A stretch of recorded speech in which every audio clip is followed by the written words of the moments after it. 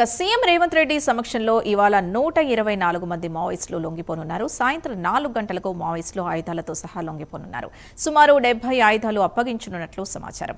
దేవ్జీకి చెందిన PLGA committee మొత్తం surrender అవుతున్నట్లు తెలుస్తోంది. ఇదే అంశానికి సంబంధించి పూర్తి డీటెయిల్స్ మా కరెస్పాండెంట్ అజీమ్ అందిస్తారు. అజీమ్, చెప్పండి. ఈ రోజు సాయంత్రం 4 గంటలకు సీఎం రేవంత్ రెడ్డి ముందు ఏదైతే మావోయిస్టులు లొంగిపోతున్నారు, అయితే పెద్ద ఎత్తున ఈసారి మావోయిస్టులు లొంగిపోయినట్టయితే మనకు తెలుస్తుంది. సుమారు 124 నుంచి 126 మంది మావోయిస్టులు సరెండర్ అయ్యేటువంటి అవకాశం ఉన్నట్టు కూడా ఏదైతే మన పోలీసు వర్గాల నుంచి సమాచారం ఉంది.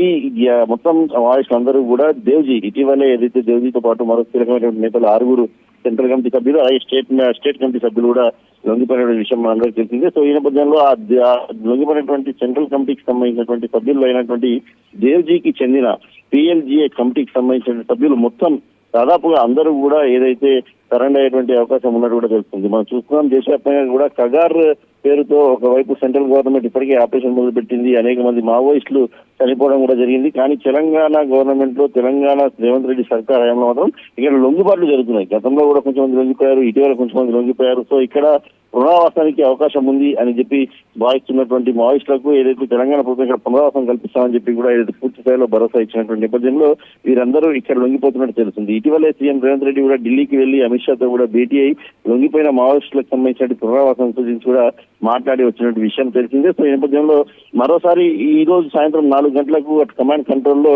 DGP అలాగే సీఎం రేవంత్ రెడ్డి అధ్యక్షతన సుమారు 124 నుంచి 126 మంది మావోయిస్టులు లొంగిపోతున్నారు. పెద్ద ఎత్తున కూడా ఆయుధాలు కూడా ఏదైతే సమర్పించినట్టు కూడా తెలుస్తుంది. సో 4 గంటలకు ఈ రోజు కమాండ్ కంట్రోల్ రూమ్ లో సీఎం రేవంత్ రెడ్డి DGP అధ్యక్షతన ఈ మావోయిస్టులు అందరూ కూడా లొంగిపోతున్నట్టు మనకు తెలుస్తుంది.